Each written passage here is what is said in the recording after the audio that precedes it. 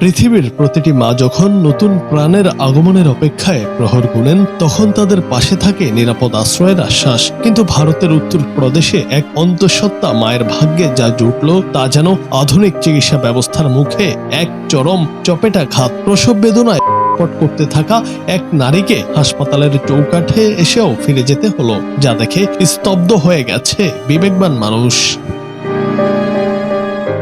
Times of ইন্ডিয়ার প্রতিবেদন অনুযায়ী বাগপত জেলার বাসিন্দা ৩০ বছর বয়সী কাউসার বেগমকে প্রসব বেদনা নিয়ে শ্যামলী জেলা হাসপাতালে আনা হয়েছিল। অভিযোগ উঠেছে, হাসপাতালে দায়িত্বরত কর্মীরা ভর্তির বিনিময়ে ওই দিনমজুর পরিবারের কাছে ঘুষ দাবি করেন, সিজারিয়ান অপারেশনের অজুহাত দেখিয়ে, এবং এখনো সময় হয়নি বলে তাকে ভর্তি নিতে অস্বীকার করা হয়। যখন অসহ্য ওই মা কাতরাচ্ছিলেন, তখন সেবার বদলে অবজ্ঞা আর লালসা বড় হয়ে দাঁড়ায়।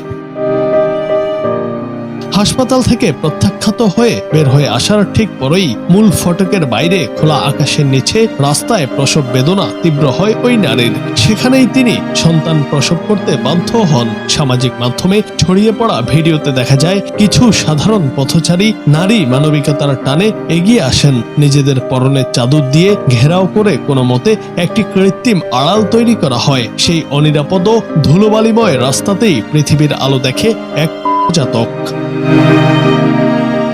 এই ঘটনাটি কেবল চিকিৎসা না পাওয়ার গল্প নয়, বরং এটি হাসপাতালের রন্ধ্রে রন্ধ্রে ঢুকে যাওয়া দুর্নীতির এক নগ্ন বহিঃপ্রকাশ। জেলা হাসপাতালের প্রধান চিকিৎসা কর্মকর্তা ডক্টর কিশোর আহুজা ঘটনাটিকে অত্যন্ত গুরুতর বলে অবহিত করেছেন এবং কেন ওই নারীকে ভর্তি করা হয়নি তা তদন্তের জন্য একটি কমিটি গঠন করেছেন। এক মায়ের কান্নায় বাতাস ভারী হলেও মন গলেনি দুর্নীতিবাজদের। উত্তর প্রদেশের সেই ধুলোমাখা রাস্তায় জন্ম নেওয়া জাতক হয়তো বড় হয়ে জানবে, জীবন বাঁচাতে এসেও তার মায়ের ভাগ্যে জোটেনি ন্যূনতম সম্মান।